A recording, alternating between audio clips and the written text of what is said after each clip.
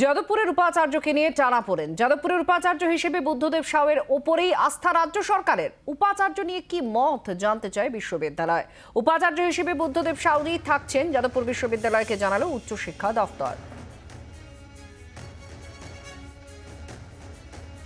উপাচার্যকে নিয়ে টানাপোড়েন, বুদ্ধদেব সাউয়ের উপরেই আস্থা রাজ্যের। উপাচার্য নিয়ে কি মত জানতে চায় বিশ্ববিদ্যালয়।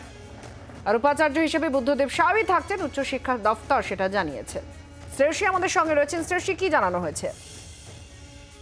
দেখো, রাজ্য সরকারের পক্ষ থেকে উচ্চশিক্ষা দপ্তর থেকে একটা চিঠি পাঠানো হয়েছে যাদবপুর বিশ্ববিদ্যালয়তে।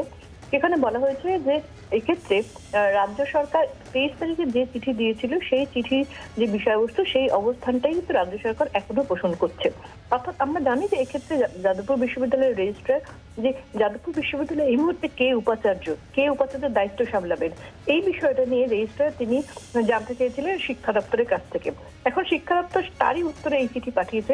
23 তারিখে যে চিঠির উল্লেখ করেছে শিক্ষা দপ্তর, সেই চিঠিতে কিন্তু স্পষ্টভাবে বলা হয়েছিল যে যাদবপুর বিশ্ববিদ্যালয়ের যে দায়িত্ব, সেই দায়িত্ব এক্ষেত্রে উপাচার্য হিসেবে সামলাবেন বুদ্ধদেব সাউ। ফলে কার্যত বুদ্ধদেব সাউয়ের উপরে আস্থা রেখে নিজেদের অবস্থান আরো একবার স্পষ্ট করলো উচ্চশিক্ষা দপ্তর। এক্ষেত্রে রাজভবনের কোনো অংশ থাকছে কি, সম্মতির বা কিছু? দেখো, এক্ষেত্রে আমরা জানি যে এর আগে আজকে রাজভবনের পক্ষ থেকে যাদবপুর বিশ্ববিদ্যালয়ের সহ উপাচার্য এবং রেজিস্ট্রারের কাছে একটি চিঠি পাঠানো হয়েছিল।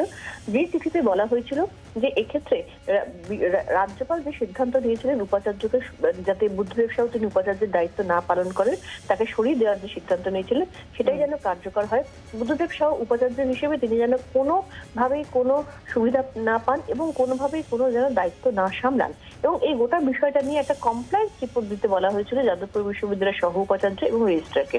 এবং তার পরবর্তীকালে কিন্তু কার্যত রাজ্য সরকারের পক্ষ থেকে এই চিঠি, ফলে পরিস্থিতি একেবারে দুই বিপরীত দিকে দুটো সিদ্ধান্ত, এবং তার জেরে কিন্তু উপাচার্য কে সেই বিষয়ে জটিলতা কিন্তু থেকেই যাচ্ছে। বাংলার আওয়াজ, বাঙালির আবেগ, জি 24 ঘন্টা।